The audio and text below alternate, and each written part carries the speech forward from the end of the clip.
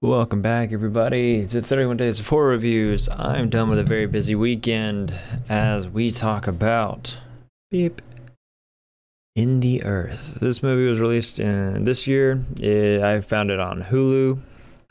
This movie is really, really weird in some places, but really, really boring in a lot of others. So to say I'm torn is an understatement. Like, there was maybe it was just the company I was watching it with, but making fun of a lot of the things that was going on in this movie made it a lot more interesting. But let's talk about the plot, shall we? As the world searches for a cure to a devastating virus, a scientist and a park scout ventured deep into the woods. As night falls, their journey becomes a terrifying voyage through the heart of darkness as the forest comes to life around them. See, going off a description like that, you would assume that a virus will take place in anything about the movie.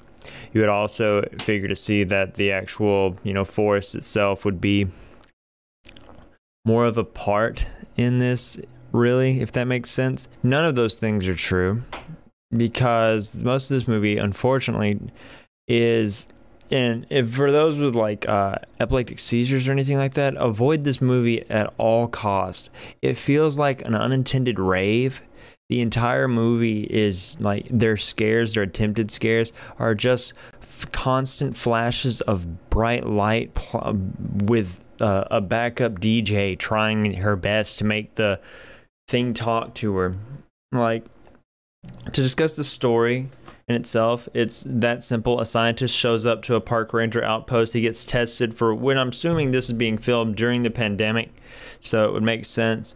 Gets tested. They don't bring up the topic of it. They don't really discuss what the actual virus is, but I'm assuming they're trying to search for a cure here in the forest. I don't know. They briefly mention that the forest itself has like a almost like a network underneath it where it acts like some sort of brain or computer. So I'm interested. This could be cool. It could be turning against them. The park ranger and him set out to find a doctor who he's been writing for a long period of time, which hints at almost like a romantic relationship. But once again, he says that's personal. He doesn't talk about it. He doesn't talk about it through the entire movie. So we never get clarification on that. So there's okay. They go out, they slowly, they go to sleep one night, and someone comes by and kicks the crap out of them both while they were sleeping. Takes their shoes and, takes their shoes, and maybe their tents and some bit of their food.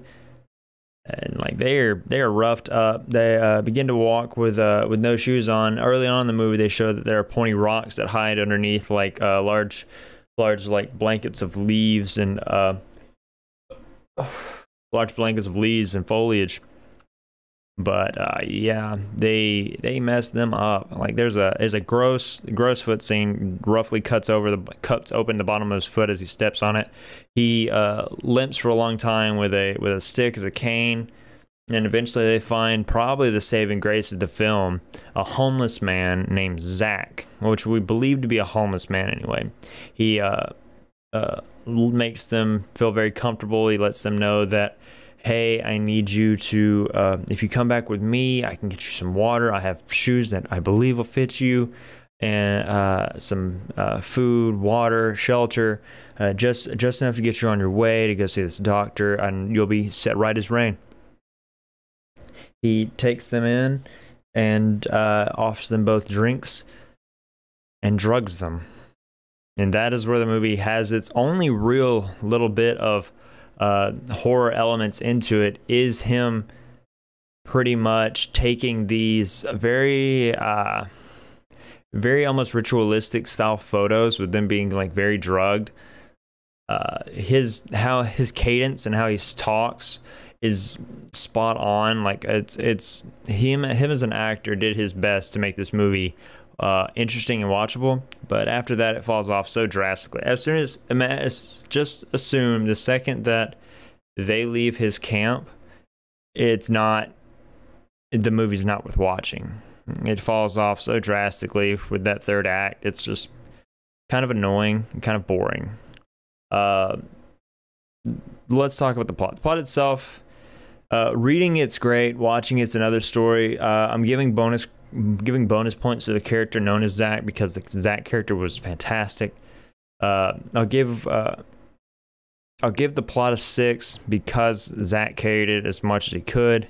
The thread itself, if it's Zach, it's a great job. But the fact that they've kind of pushed to make the thread itself be the forest, and the forest doesn't really come off as threatening until like the mushrooms start shooting up some sort of spore that makes them hallucinate, kinda. But it really just comes off as a rave. If you're supposed to take mushrooms before watching this film, they really need to put that in the trailer. Not that I would, nor do I recommend, but the movie's just boring past Zach's scenes. So the threat itself gets if I'm counting Zach among the threats, so I'm giving it a 4 for that, and he's bumping it up by 3. Scares, all are from Zach. The forest itself means nothing as a scare. 4 again, and there's some really good like butcheristic horror scenes in it, but it's just boring past that. Newbie approved? No, absolutely not. There's an eye scene, there's a foot scene, there's lots of foot scenes that are gross. Would I recommend this? No, not really. If you watch it up to the actor of Zach after they leave the camp, then you can turn it off. Like, I would recommend it if the movie stopped there, but the entire third act is completely useless. That's it for this. The overall score for this is probably going to be about a 4. About a 4 feels about right. The actor playing Zach did his best, and that is all I can really say about that. He tried his best, nothing happened. It just fell apart. So there's that. Everybody take care, stay scared, have a great day. Peace. Bye.